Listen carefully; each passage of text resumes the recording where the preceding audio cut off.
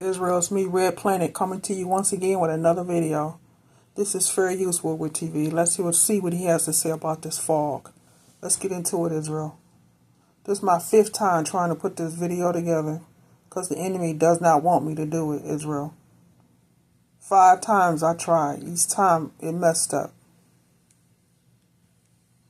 There are some clues to this peppered throughout this article. Florida residents have reported a mysterious fog with a chemical smell sweeping across parts of the state once again.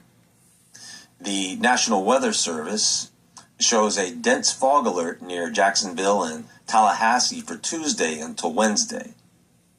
While fog is a common occurrence in the area, Floridians said what they see outside is unnatural. I live in Lake County. It's so thick. It's not natural fog, one resident shared online. Another local said the fog looked more like smoke, but no fires have been reported in the area. Okay, there's a clue right there that the fog looked more like smoke. Okay?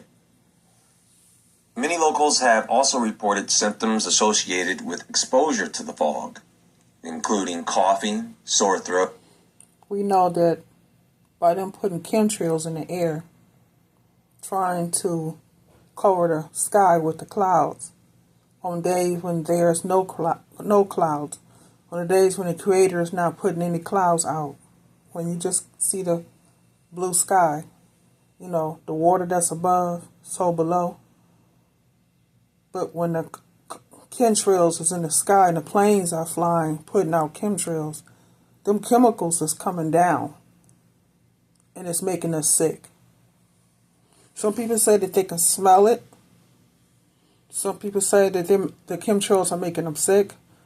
Get them, like he said, sore throats, coughing, sneezing, body ache, break out in hives and rashes. Some people have to get hospitalized because it gets so bad. This is them doing it, and they're not going to stop no matter how many people get sick. They're going to keep doing it, Israel. They're not going to stop. Congestion, eye irritation, lethargy, loss of appetite and gut issues such as stomach cramping. Okay, that's another clue. Symptoms. A Florida resident told DailyMail.com last month that she stopped at a gas station for about 10 minutes and began feeling ill. Within about an hour, I kept sneezing over and over for about 3 hours, and my eyes were really puffy, she said. I got very warm, and I felt like I had a fever, and my stomach was cramping. The mysterious fog was first reported in the U.S. in December, when people all over the country claimed thick fog with a chemical smell had blanketed their town. While reports appeared to diminish the last month, Floridians are again exposed to what they believe is making them sick. I've had a fog where I am at in Florida, one local shared on X. It's been really weird watching it. I started feeling super tired and foggy in my brain, but my neighbors have been super sick. They had some coughing a week ago, and now her husband has influenza A. They have also shared images of a dense gray fog hanging low over their communities, and many insist that it is some kind of biological or chemical weapon. Now, folks, I have a video clip that I want to share with you. It's from the Health Ranger Report on Brighteon.com. It's Mike Adams and the lovely Dr. Jane Ruby having a discussion and analysis of a sample she brought in from Florida. The sample was a translucent tarp that she had placed over her plants at her home, and debris began to collect on the sample. After a microscopy examination by Mike, well, I'm going to show a clip from the video in a moment. Now, I took a different approach to this, and I didn't consider any conspiracy theories. Instead, I looked at what we do know. And after some consideration, I thought, well, maybe this is some type of bacteria. And even in the article I just read to you, it goes on to talk about how in the 1950s, the U.S. Navy sprayed an experimental bioweapon into the air in California. And it was bacteria that they were spraying. So I'm going to show you this video clip, and then I'm going to give you my take on this whole thing, because I may have solved this mystery. Stay tuned.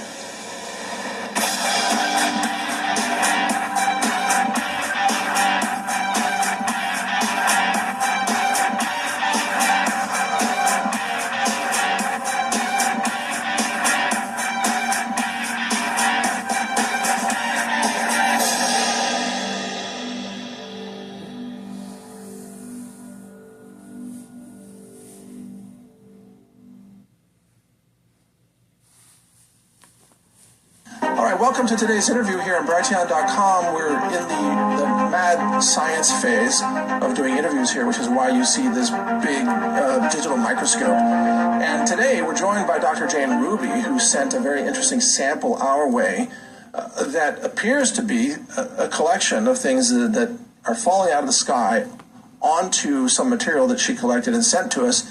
And I just want to welcome Dr. Jane Ruby to the show today. Jane, it's just a pleasure to have you back on. Thank you for sending me this sample. Can't wait to show people what we have here under the microscope.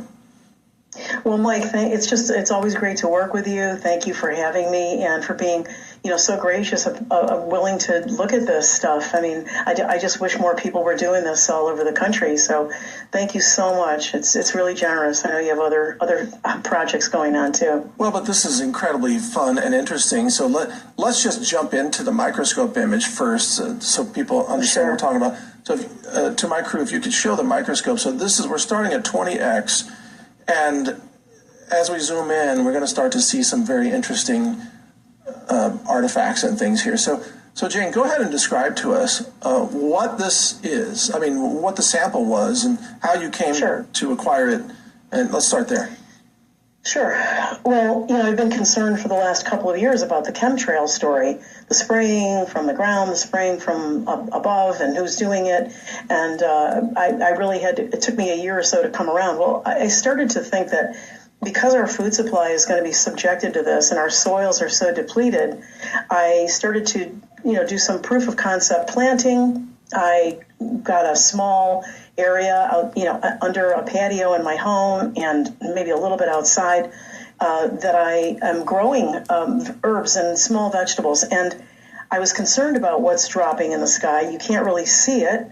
So I thought I'd put these plastic greenhouse covers. They come with a little frame you put together, and then there's this thick plastic you can put over. They unzip and zip. So when it's really nice and sunny and clear, I unzip it, and when there's inclement weather, or especially overnight, we get sprayed heavily here in South Florida. I think the state of Florida is under a very serious attack from those that are doing this. We can talk more about that later. And so in the morning, we've been having very unusual repetitive fog. Now, I've been living here for 4 years. My family's been here for over 40 years, and I've never seen fog this frequently, and they're very strange. They're orange-colored fogs. I live very close to the ocean, and in between the ocean and where I am is a large preserve, so I can see it coming off the ocean and toward the land. It's orange and yellow, these fogs, and sometimes they're at night. So what I did, Mike, was around early September, I got about 2 or 3 of these greenhouse plastics, and I put them over. They're, like I say, they're on a frame, so they're not touching the plants, but over the plants. And for about 6 months, they were dirty. I would try to rinse them with the hose. Nothing would come off. Then it got thicker and thicker. And I want to give a public shout out to our mutual friend and great patriot, Ann Vandersteel. She was over visiting with her family, and we were looking at the tarps on my patio. Now, these are not outside. They're on a patio that's screened in. So we both noted that you couldn't even see through this plastic. You couldn't see the plants anymore. I went to unzip it, and I've posted this on my social media quite a bit lately, and you can see the contrast, these beautiful bright green, beautiful leaves, herbs, small vegetables, spinach, and then you couldn't even, then you zip it back and you couldn't see through it. So she said, let's call Mike Adams, because he might be interested in this. And I do thank you again for taking this on. So that's what everybody's looking at. You're looking at the magnification. I'll let Mike walk us through it. Okay. Of these plastic tarps. So this is something that...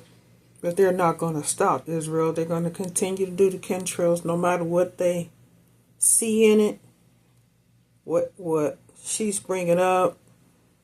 They're gonna continue to do it, Israel. They're not going to stop. They're going to continue to block the sky, and they continue to make us sick. Every time they spray out those chemicals into the sky, they'll continue to make us sick.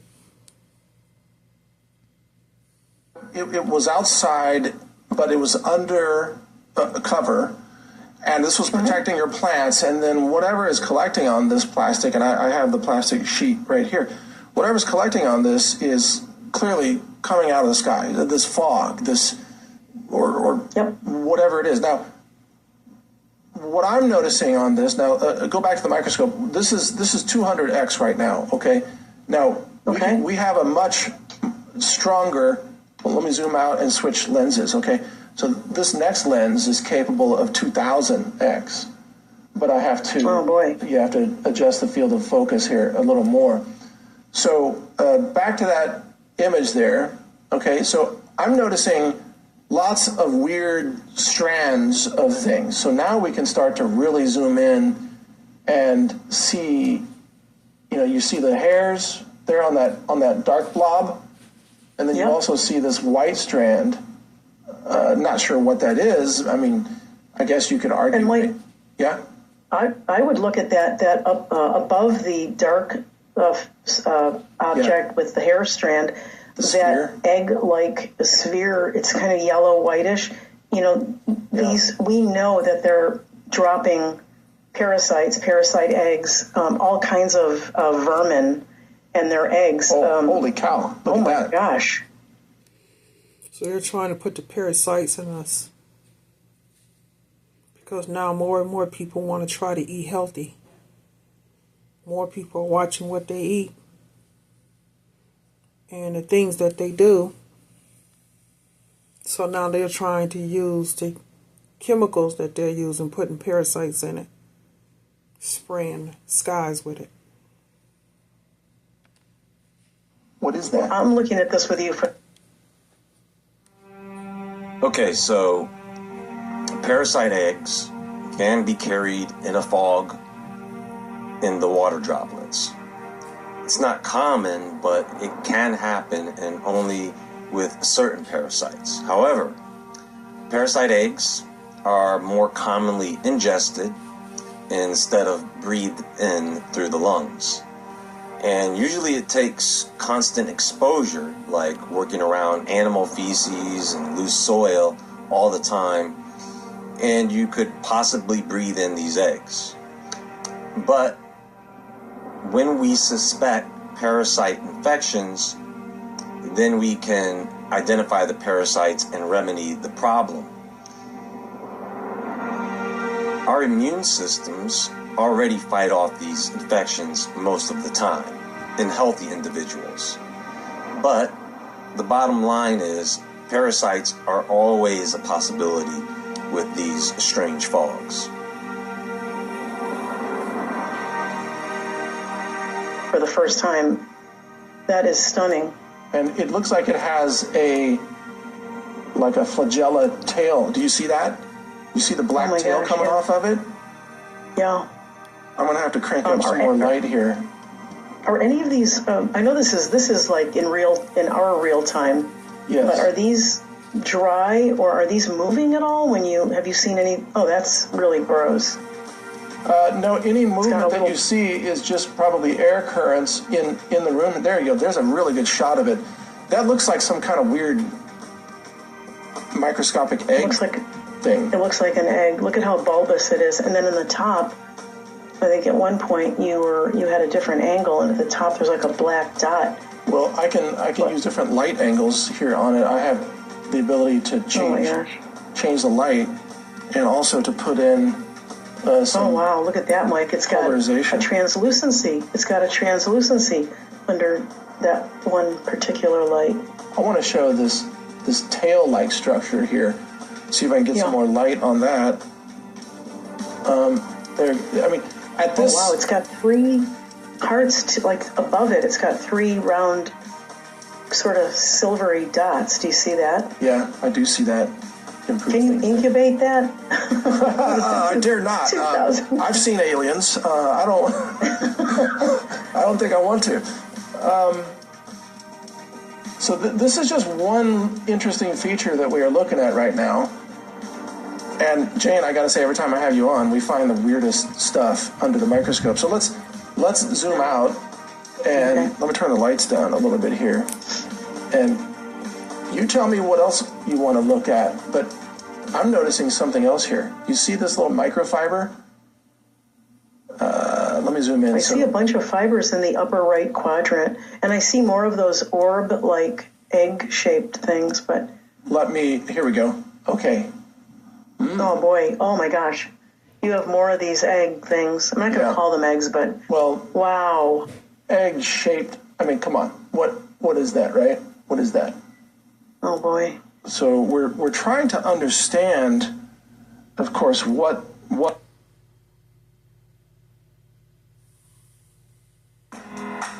Maintaining a healthy lifestyle is difficult enough already. With TeleRx, get your GLP-1s like Ozempic. Now, just keep in mind, folks, that what you are looking at is microscopic. You're not going to see this with just your own eyes. The point is, these egg-shaped things are particles, or should I say, they are the size of particles that are not visible to the naked eye.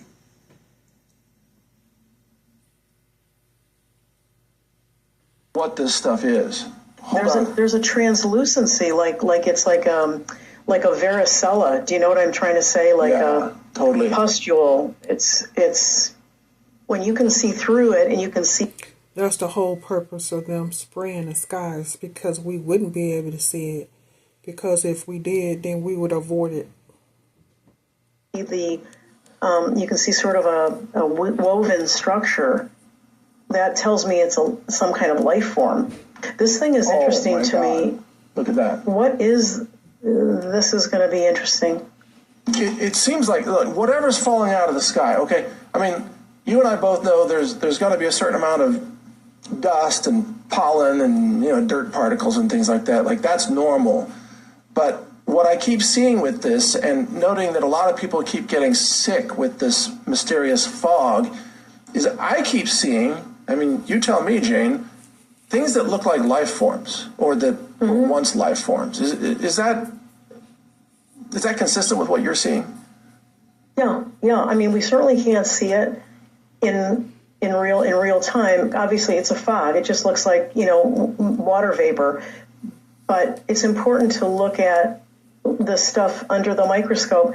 And, we can never just look under the microscope, whether it's the COVID shots or, this material that accumulates after, being exposed to whatever is falling in the sky for 6 months. We can't seem to, do microscopy without seeing very abnormal, never before seen, or at least rarely seen. I would like to, maybe I'm hoping that maybe someone will weigh in that has, like parasitology experience, like a Dr. Lee Merritt, somebody we could trust.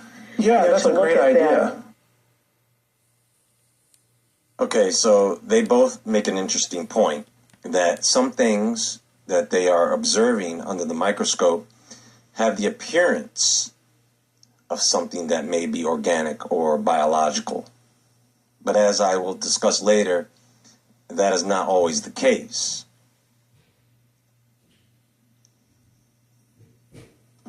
Yeah, we might want to have her take a look. It's an entire area of knowledge to to know what you're looking at under the microscope. And you and I are not expert, microscopy experts, let's say, but we can make some observations. Like, look, we can see the striations, we can see the strands, we can see things that are clearly not just, dust particles. I mean, what are all these shapes and objects and these connecting strands between these things, like this object? This isn't a piece of pollen, right? It's not a dust particle. Right. This is something else entirely. It looked like an insect structure. A head, that black eye-like structure. I'm not suggesting it's an eye. I just mean there's a center in the middle of the black round area, and then the rest of it has sort of a, the design, the sort of the structure itself has an insect-like appearance to it. The bones. Now, anytime you see these black circular things that look like they are hollow on the inside at different magnifications, these are micro air bubbles. They always have that same look. In fact, sometimes there are a bunch of them crowded together and they can be mistaken for cells. If you will. Yeah, totally. But those yellow egg-like structures, Whatever they are, Israel, we don't want them in us. they seem to be, that's interesting. They seem to be repetitive in this sample anyway. Yeah, let's see if we can spot some more of those and take a closer look. Like there's a spherical there's a good one. globule. What's interesting to me is, like, look at all this. I mean, clearly, these are life forms, right? I mean, obviously, look at these. It looks multicellular. I mean, can we see? Is this at the magnification of a cell? Oh my gosh, that's really of concern, Mike. Well, this is right now at. Is that all the way? Yeah, that's 2000x, right? So. Wow. So those are about the size of red blood cells, right there. See, this is what Dr. Youngmi Lee, the lead investigator on the Pfizer and Moderna incubation study, this is what she would call the sproutings, those tons of little, bubbly things that would incubate over time. And this is what's making us sick, Israel. These little creatures that they're putting in these chemicals that they're spraying with in the skies and the fog, that they're putting those things in the fog, in the mist. This is what making us sick. They would develop, I'm not saying that it's the same thing, but we're struggling to see patterns and repetition so that we can categorize things. Okay, here's a shot. Yeah. Look at this one. Right? So, I mean, I'm going to stop the audio right there and just talk over the video. I'll have the link to the full video in the description box below if you want to watch it. But I just wanted to get to the part of the video where Mike starts to show these biological looking masses. At this point, I think you've seen enough for me to get into this. Okay, so based on all the evidence available, based on what we know and not what we think, I believe I have a pretty good idea of what this is. Are you ready? I know people are talking about chemtrails and bioweapons and trying to usher in a new outbreak, graphene oxide, alien organisms, and parasites, right? Well, let me just explain what I'm thinking here.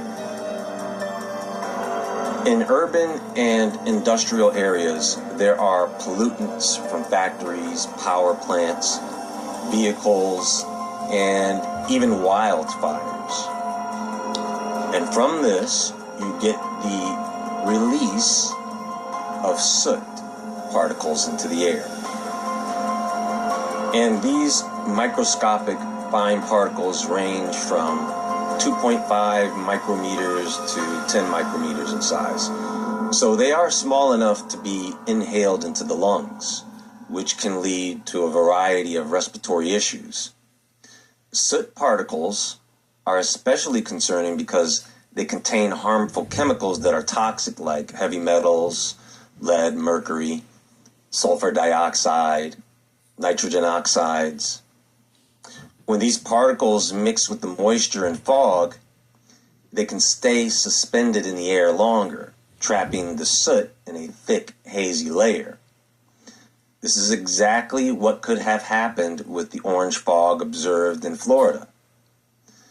The high moisture content of fog allows the soot to mix with the air and become more concentrated.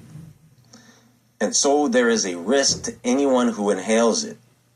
It's dangerous. And this could explain the wide range of health symptoms people are reporting. Exposure to soot, particularly when it's inhaled in significant amounts, the tiny soot particles can penetrate deep into the lungs, where they cause inflammation and irritation to the respiratory system. This leads to common symptoms like persistent coughing, shortness of breath, chest pain, wheezing. For people with pre-existing respiratory conditions like asthma or COPD, the effects can be even worse, causing something like an asthma attack. The presence of heavy metals and toxic chemicals in soot particles also means that long-term exposure could increase the risk of heart disease, lung cancer, and other chronic conditions. It can affect the immune system, leaving people more vulnerable to infections like flu-like symptoms, including fatigue, headaches, and nausea, symptoms reported by many individuals who encountered the fog. And by the way, the microscope images shown in that video clip is very similar, if not almost identical, to what you would see if you looked at soot under the microscope. Actually, those things that look like eggs or double eggs, those might be agglomerate smoke particles that tend to clump together. Particle agglomeration into double particles.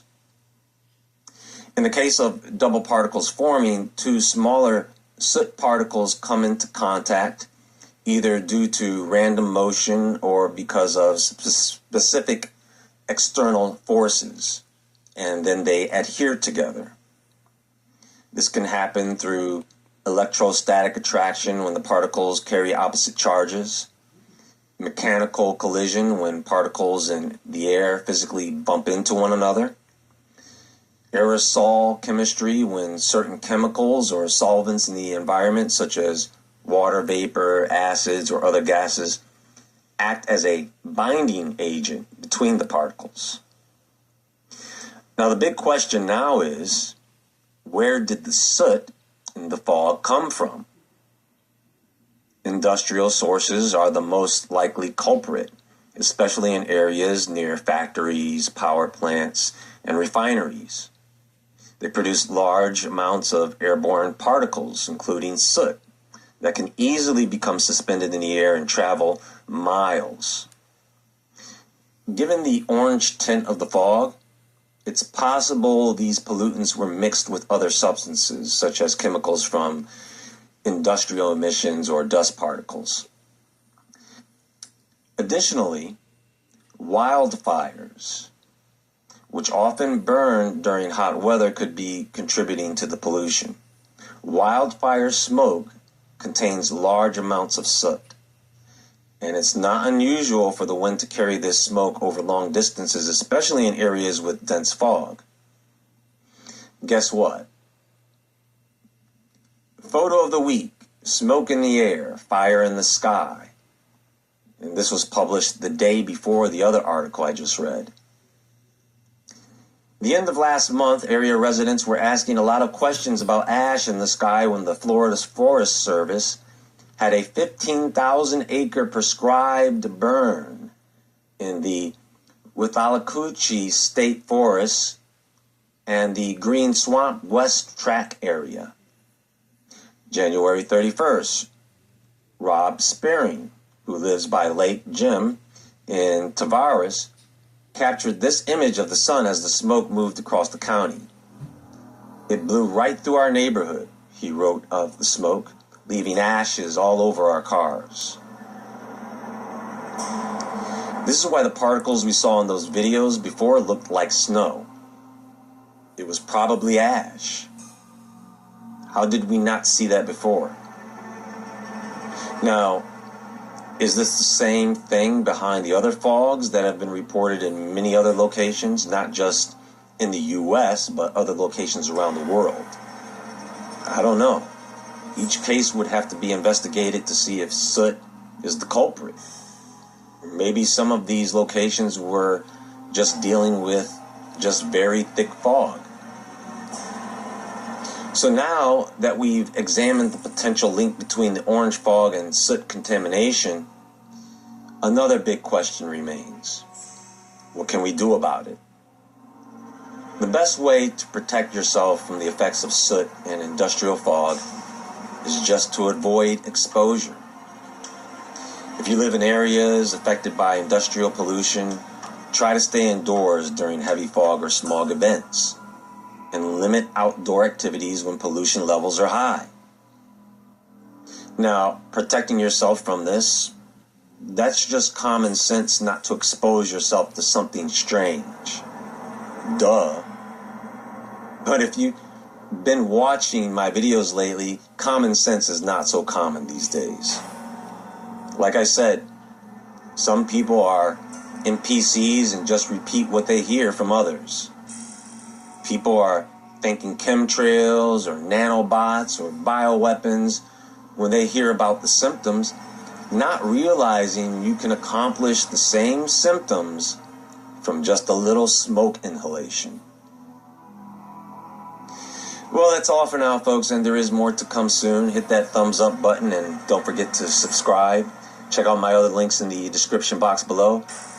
Everyone have a great day. I hope this video helped a lot of people. Share this information to anyone who is curious about this and still looking for answers. Maybe they can investigate the soot problem, or maybe some of you are familiar with it. Let me know in the comments. And as always, stay awake, stay aware, stay safe, and I'll talk to you all soon.